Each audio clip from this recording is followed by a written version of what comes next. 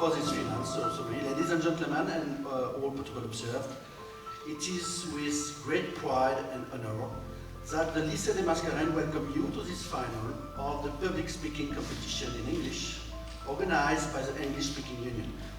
I've been told that this is a prestigious competition and that the winner will have the chance to present Mauritius in a world contest. Dear students, this is indeed a huge responsibility, and I wish you all the best for this competition. The U.S. Embassy has partnered with the English Speaking Union for about the last 29 years on the speaking competition, and we've directly supported this speaking competition for the last 5 years or so. It's part of a really program of engagement with Mauritian youth to develop English speaking skills. We've also supported, for example, Spelling Bee for the last around 10 years or so, and we've also supported a number of other programs. We have at the moment 2 of our Fulbright program English teaching assistants working with a couple different schools in Mauritius now to help develop a better understanding of the English language, and so it's just in general a broad program of cooperation and collaboration with Mauritian schools and the school system. Aujourd'hui, nous avec English Speaking Union faisons public speaking competition et c'est le national final. Donc c'est vraiment excitant. On est là, il y a 10 finalistes.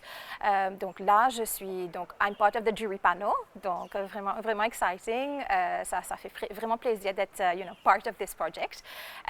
Et donc aussi, on va offrir des prix, une sponsorant de prix pour les gagnants. Donc, tous les finalistes vont avoir quelques prix de notre département de exams. Donc, ça, c'est pour le IELTS, donc le International English Language Testing System, qui plusieurs enfants, donc à niveau, peut-être l'université, quand ils finissent de A-levels, ils ont besoin de faire ça, Tesla, pour cette partie, de tal UK, Canada, etc. Et aussi, nous pouvons offrir un free English course aux gagnants de cette compétition aujourd'hui. Donc, on est vraiment excités d'être là, vraiment happy d'être là, to support the ESU et vraiment to continue our support to the ESU. Ça fait plusieurs années qu'ils nous travaillent very closely avec ESU, les autres projets, mais surtout le public speaking competition, c'est un autre flagship competitions. Donc là, tout avec le promouvoir English speaking in Mauritius. Il est vraiment important qu'ils nous travaillent closely avec eux. Attacked on social media, especially by one of the mothers of one of the participants who happened to be in the audience. Nous avons comme des thèmes spécifiques. Donc il y avait un thème pour les préliminaires, un thème pour les semi-finales. Nous avons un thème important là, donc pour la finale. Donc c'est par rapport bien sûr à the content, comme on dit. Mais c'est non seulement de content. Vous pouvez avoir de content. Nous savons très bien que, d'après les recherches, les mots comptent seulement pour 7% de notre communication. L'intonation compte pour plus que ça, presque 30%, plus que 30% de notre communication. Et notre body language compte pour plus que 55%. Donc, ce qu'on doit vraiment convey to the audience. Donc, c'est tout ça. C'est non seulement the content, c'est aussi l'intonation, c'est bien sûr the body language. Donc, il y a un tout, il y a plusieurs critères. Mais bien sûr, il y a le style aussi. Il y a plusieurs facteurs, par exemple, l'utilisation quand même des rhetorical questions. Il y a plusieurs petites choses that we normally look into to actually pick the winner. C'est-à-dire, au début, il y avait la sélection à travers vidéo, il y avait la pluie à cette époque, donc il y avait beaucoup de pratiques à l'école quand possible, et puis sinon c'était à la maison, devant le miroir et devant le téléphone, il fallait recall et envoyer. Ensuite, pour la finale, impromptu, c'était beaucoup à l'école, dans les classes, dans les récréations. Je devais aller pratiquer ensemble avec une de mes amies du QIC en même temps qui était avec moi à la finale et mes profs. Et après, pour la finale, c'est depuis une semaine, il faut écrire, rédiger, couper, ajuster, refaire tout ça et apprendre son texte et vraiment dire tout cela avec de l'émotion et y mettre du soi dedans parce que c'est ça qui fait la différence. C'est un travail d'équipe et on est juste tellement reconnaissant d'être là ensemble. Il y a un mélange de beaucoup d'affaires. Donc, principalement, c'est une speaking competition. Donc, un band très important, c'est contenu. Mais ce n'est pas juste contenu, parce que je suis tout capable de maîtriser le contenu. Je suis capable de faire recherche, de venir. Mais ce n'est pas juste ça. C'est la façon qu'ils délivre ça contenu-là. Je ne pense là, je ne fais pas un argument. Je ne développe une approche à sa titre-là, je ne pense là. Donc, façon de délivrer, de présenter ce matériel-là, ça c'est très important. Donc, il n'est pas seulement beaucoup de affaires, mais aussi comment on peut convaincre une audience aussi, parce qu'ils sont devant une live audience, une audience qui est déjà présente devant eux. Comment on peut passer l'idée-là et convaincre eux, et sans qu'ils puissent faire trop extra aussi, pas faire trop beaucoup theatrical, comment dire. We saw how those protests on social media actually helped. So many people would have faced capital punishment, but by making their names known online, by making the whole world know of the Iranian government's plans, those were counted. So many people were saved. So many families did not have to face the death of their members. They did not have to face that suffering that we should condemn. But of course, social media is also that very much double-edged sword. We cannot ignore how it can divide, so we have to be very careful when we use it. We have to make sure that every word we say, everything we post on social media is in the goal of uniting nations and not dividing. What made you come up with this perspective of the theme of the title that you were given? Well, I was very inspired by many things, mostly from my literary background. I read a lot, and I had come up with that quote by Oscar Wilde, "The world is a stage, but the play is badly cast." And I thought to myself, why is the play so badly cast? Why are we in that position here? And I realized that it is because we lack maybe that civic consciousness. We lack that value of being all connected together. We lack this consciousness that will allow us to make decisions so as to elect leaders that will value exactly those people-to-people bonds. This idea that is so central to the modern world. Because in 2023, we face so many crises. The global pandemic was one of them. But there's also climate change, the refugee crisis, and all of those can only be solved if we are together. And if we don't act alone in our own nations, it has to be a common effort. So that is why I chose Ubuntu as our title. I am what I am because of who we all are, and we can only be when we are together. Thank you. So thank you to Neil Weber Sobnak, representative from Royal College Quebec. Zainab Bibi Rohiman from GMD Acha State College. Why is Vox Populi so important? Well, the voice of the people simply acts as a watchdog on the actions of the governments and their foreign policies. History bears testimony to the fact that when leaders are given unlimited and unchecked power, dictatorships emerge. Ego becomes inflated. Humanism is forgotten. And power corrupts. Just imagine if dictators like Hitler, Mussolini, Idi Amin had been guided by public opinion. I'm sure they would not have made an abuse of their power by mercilessly killing thousands, if not millions of people. In times of war, governments often act in an inhumane manner, blinded by revenge and selfish motives. Policies and military strategies used by governments often lead to more sufferings, loss, and misery. Let us not forget the military weapon Agent Orange used during the Vietnam War that led the population to suffer from several health problems, such as cancer, severe birth defects, and respiratory problems. Let us not forget the horrifying pictures of dead civilians right now in the Russia-Ukrainian war. Public opinion, ladies and gentlemen, is guided by concern for one's family, respect for human dignity, and a safeguard of security. Public opinion will never condone the horrors of war. Nyuk Phon He Tao from Royal College Portlaoise. And the title of his speech is Diplomacy, Pragmatism, and the Final Frontier. Picture a round table where most important, dignified, and seasoned statesmen gather with a sole pragmatic purpose of establishing peace and a balance of power between their nations. The art of diplomacy at its finest. Today we witness men's efforts to bring about an improved form of government, one that strives to improve the socio-economic, cultural, and political spheres of a nation through a range of democracy, one that is centered around international security and prosperity, as championed by the United Nations Charter. But amidst all of this, have modern governments really created the best global outcome between themselves?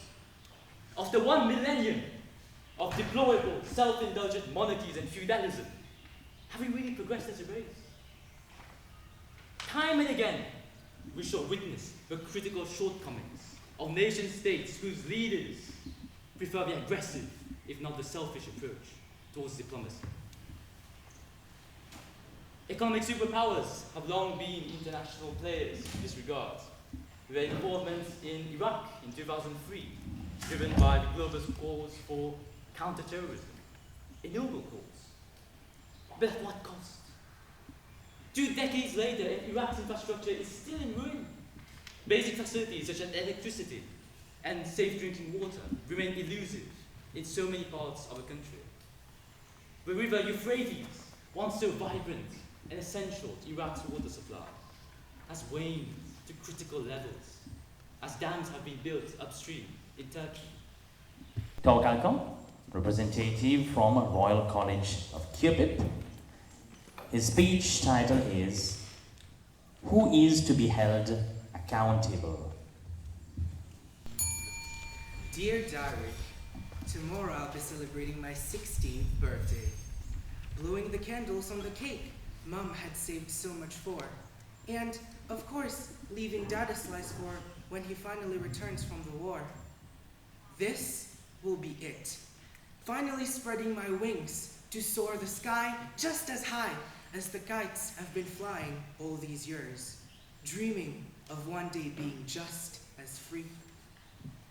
Those were the words of young Salima, an innocent Afghan just moments before her home was bombarded during the military coup, her village burning, her people bleeding, her dreams blurring. Why the silence on behalf of our leaders? How many more children and people will have to suffer before someone finally takes accountability? World, this is the result of leaving the responsibility of international relations only to government, for our world is today fragmented. But where did we go wrong? Some of you may ask. After all, states have been internationally striving to establish good relationships between each other through globalization, bilateral ties, diplomatic gifts, and foreign aid. But the harsh reality is that if some leaders still choose dark nationalism, its domino effect ripples to cancel all collaboration. What's the point of terming the world as united if some of our leaders are still preaching America first, Russia first, my tribe first? It is therefore of no surprise that despite 32 global summits, climate change is still today considered as a hoax, and young children like innocent Salima are still ruthlessly losing their lives. Is to Saint-Esprit, and the title of his speech is going to be The Democratization of International Relations. The democratization of international relations. It's a bit of a daunting title, isn't it? Especially if you're not a fan of politics in general like me. But seriously, bear with me for a bit. Because this phenomenon, it's so much more common, so much more widespread than many of us may think. So much so, in fact, that it has been shaping our world and our social interactions for decades now, and the ripples of which continue to mold our reality today. Politics, international relations, diplomacy and the like. It's traditionally understood as a study of relations between nations on a global scale. It's long been the reserve of very few powerful nations, and even then, just relegated to politicians and diplomats. On this scale, thankfully, with the digital revolution, globalization, and the spread of democracy, we have seen a gradual erosion of this elitism, and a new era of openness and transparency has befallen us. One of the biggest examples of this is the internet, which has given people from all walks of life, me, you, everyone here, a platform to voice their opinions, their views, and engage in political debate. There's also been a platform for our support for Ukraine amidst the Russo-Ukrainian crisis recently. Ordinary people like you and me were marching down the Polish streets, demanding that the German government allow them to donate tanks to Ukraine. Now, let's not fool ourselves. There's no such thing as getting rid of the government in order to suit our own interests, our own selfish interests, or while it may be the majority. So we now move on with our 6th participant, Parimal Pariag, student from Ananias André Le Chou College from Rodrigues. And the title is Civic Education, a Passport to Successful Relations Between Nations. Most of us have at least once heard, "This is your bedroom and it is your responsibility to take care of it." This message conveys that you are responsible of whatever you own, your work, your family, and so on. But what about your country and your world? Don't you hold responsibility for both since they are yours? Some may agree with what I'm saying, while others may think that it is the responsibility of governments. Well, everyone, today my speech will show you that international relations are way more important than many of us believe, to the point that it should not be left to governments alone. You will discover how through civic education you can learn about the importance and ways of creating and sustaining positive relations between nations. Most people recognize the economic significance of good international relations. Without it, import, export, tourism, and outsourcing industries cannot exist. Just imagine how Mauritius would have been today without these economic activities, which are actually our main pillars. Financial aid is another economic advantage of good international connections. The Indian government has granted 9.9 billion rupees for the metro project in Mauritius, which improved our transport system and also had environmental advantages. Through the metro project, Mauritius has reduced its air pollution and showed commitment to the 2030 Agenda for Sustainable Development, which it signed in 2015 along with 193 member states, partly to fight climate change. Nevertheless, we cannot deny that governments can have harmful impacts on international relations. World wars and petroleum countries joining hands to keep high petrol prices are the clear evidences of this. Our 7th participant, let me call upon Chitrishabai Govind, representative of Queen Elizabeth College.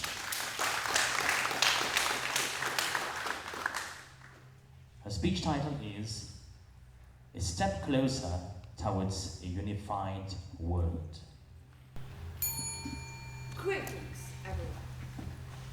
345 million. Does anyone here know what that number means? 345 million. That's the number of people currently on the brink of starvation, suffering from acute hunger, only because the most basic of human rights was snatched from them. Every 4 seconds, one person dies from hunger, which means by the time I will finish my speech here today, 1,200 people would have already passed away, only because that basic right was snatched from them.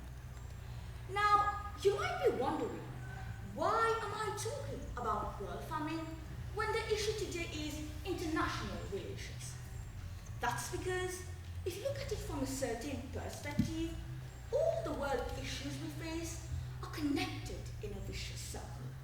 And one way to combat these problems is international relations. Whether it was the recent Turkey-Syria earthquakes or the global pandemic, collaborations between nations have been key to remedy the situation as quickly as possible, with the aim of saving lives as a top priority. As such, we see that maintaining these relations is the most logical thing to do. Another such example would be the collective effort being made to fight against one of the most, if not the most, pressing issue facing our planet today, which is, I'm sure many of you have already guessed it, climate change. The COP26 was a testament that nations all across the world, regardless of languages, cultures, and traditions, can come together to work towards one common cause. Our next participant is Satya Pavade from Queen Elizabeth College. The title of his speech is Humanizing Global Relations.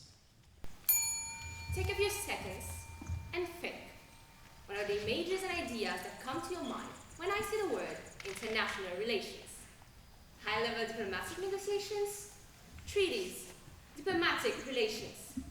Images of the White House might flash through your brains.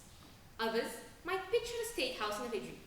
And a handful of you will think of Chinese President Xi Jinping meeting up with Russian President Vladimir Putin recently. The first instances of such overseas relationship will be the time of colonization of Asian and African countries by European invaders. Afterwards, the brutal conquest of land gave space for diplomatic conversations between countries for their mutual progress. It is no secret that the actions of government have a profound impact on the relations between nations. Indeed, as so rightly said by the famous author John Donne, I quote, "No man is an island," unquote. It's hard to imagine a world where countries are isolated, am I right? Decisions made by political leaders change the course of history for generations to come. But I believe that such precious points should not be left to governments alone to handle. Why?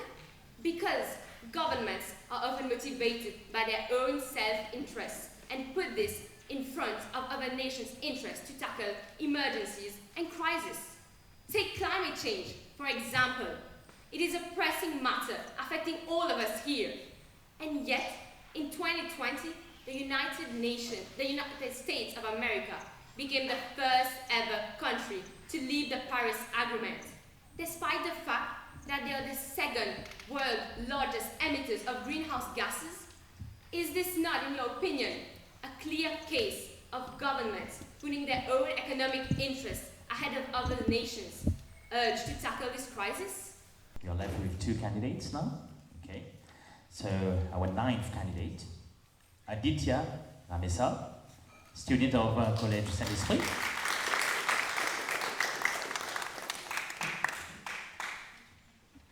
The title of his speech, Vox Populi, Vox Dei. Democracy is the worst form of government, except for all the other forms which have been tried. Unquote Winston Churchill. Dear audience, dear jury, there could be no better illustration of the concept of Vox Populi, Vox Dei. For in any sound democracy, the voice of the people becomes the voice of the government. And I would like to tell you why I believe that relations between nations are in fact too important to not be carried out by official representatives of the country. Of course, here I will be mainly referring to the political relations between nations, since I believe that these are the underpinning relations without which no others could exist, including trade, culture, religion, etc. So to begin, let us ask ourselves, what is a nation? It is generally agreed that the founding principles of a nation have been established in the Treaty of Westphalia of 1648. The most important ones being maybe the ability for a nation to create its own laws and regulations within its geographical borders, and also equality for all nations in international law. An interesting question that arises is if governments have unfettered powers to make their own laws in a country, what prevents them from doing so to the detriment of the people, or even from turning into autocracies? Well, to answer this, we need to understand that when becoming a nation, we become part of the concert of nations, and thus become signatories to countless treaties which have been made over the years. The most fundamental one being maybe the Treaty of Treaties, also known as the Vienna Convention of 1969. This brought forward the concept of pacta sunt servanda, which means agreements must be kept. This states that parties to a treaty cannot use domestic laws as a justification to disobey the treaty. Now, all treaties are in fact the building blocks of international law, a concept founded by two philosophers, namely Hugo Grotius and Aimé de Vattel. And to make this, they inspired themselves on the natural law, which is the set of principles which appear to be governing nature. We now move on to our last finalist. Let me call upon Ganishta Duna, student of Hindu Girls College. The title of his speech is Economic Relations. Ladies and gentlemen, I wish you all a very good morning. My title today is Economic Relations. So, I'm going to begin. Nations are like individuals. Not to the fact that individuals like to party and all. No. What I mean by that is individuals are merely, they are able to stand alone in difficult times. However, nations need help when they are in a crisis. Issues such as the COVID-19, financial crisis, and social issues might compel certain countries to seek for help. In Mauritius, for example, we see that Mauritius has a strong relations overall globally. Moreover, Mauritius has also invested on setting up institutions such as the EDG, the Economic Development Board. And in so, these have helped to invest globally at a national level by foreign countries. Other than that, we can also know that relations between nations are super important. But should it only be remain to the government alone? There has to be other factors and elements through which it can help to fortify foreign relations on an international level. And one element could be globalization. Over the past few decades, we've seen that globalization has risen overall in the country and at an international level. Globalization has upsurged among nations, and it has also altered the dynamics of international relations. I just really want to get that across to you, that you should be really proud of yourselves. It's not easy to come up here and talk, and some of you, all of you actually, you don't, like, I'm giving a speech, I've got my notes in front of me, I'm scrolling through my notes, right? But you guys, you just remembered everything that you had to say. It showed a depth of understanding for your topic and how engaged and passionate you are for the topic that you've presented today. But it just really shows how bright you are as well. And I wish you all the best, and I think we all do, all the organisers, the partners, the US Embassy, the British Council, the High Commission, and all of the partners. We really wish you all the best. This was absolutely brilliant. And winning or not winning today, you are winners, each of you. Let me call upon Dr. Rajendra Kolapubangari for a debrief about your performance of the day. One thing we would like to, on behalf of all the jury members here, the judges present, is that we really appreciate the effort that has been put in the preparation of these topics. When we looked at the final, the topic that was set, the international topic, and then we saw also, we realized that this is a topic which is not easy to handle. It's quite heavily charged. It's got an international, significance to it. It's not an easy topic to manage. And what we have come to the conclusion is that you all have really well handled that topic, have really been able to interpret it, and you were able to actually come up with a title that reflects not only the international dimension, but also your link as young persons with that topic as well. So very well done, and a round of applause to all of you.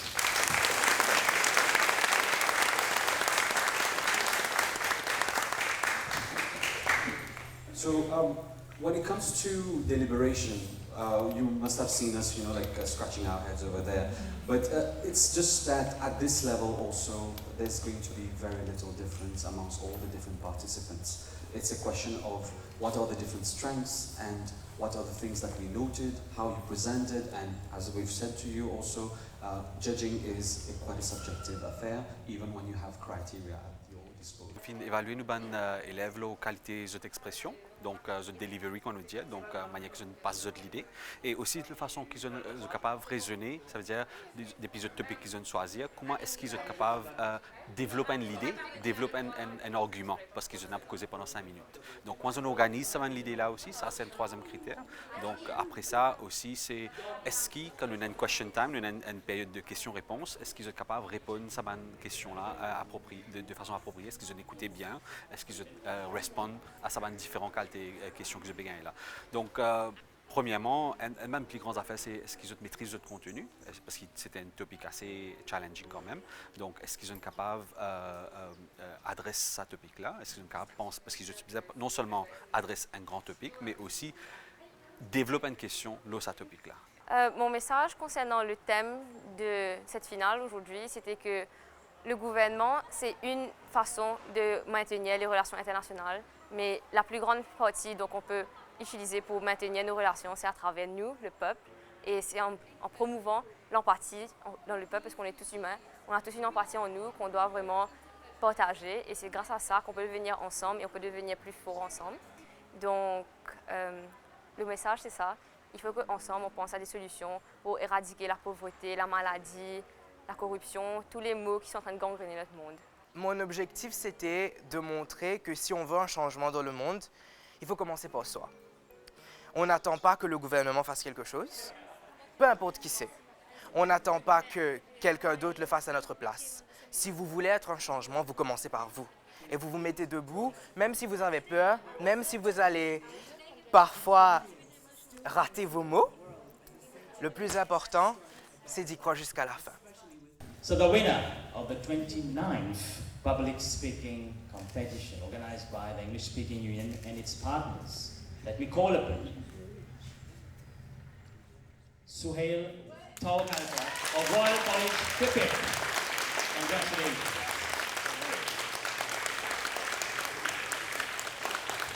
Honnêtement, à ce rythme-là, juste très très reconnaissant. Du début à la fin, ça a été une expérience vraiment enrichissante. Pour moi, il n'y a pas de gagnant, il n'y a pas de perdant. C'est une expérience magnifique. Et tous les participants ont démontré que la jeunesse a du potentiel.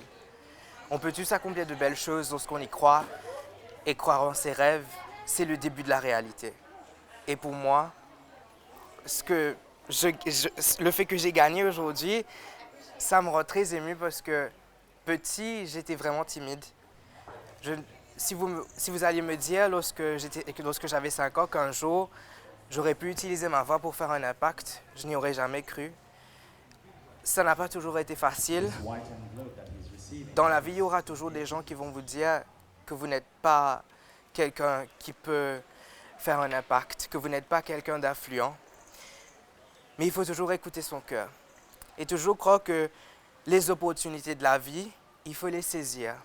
Et il faut toujours croire dans le fait qu'on a tous quelque chose de beau qu'on peut accomplir lorsqu'on y croit. As runner-up to this year's competition, Satya Pavade of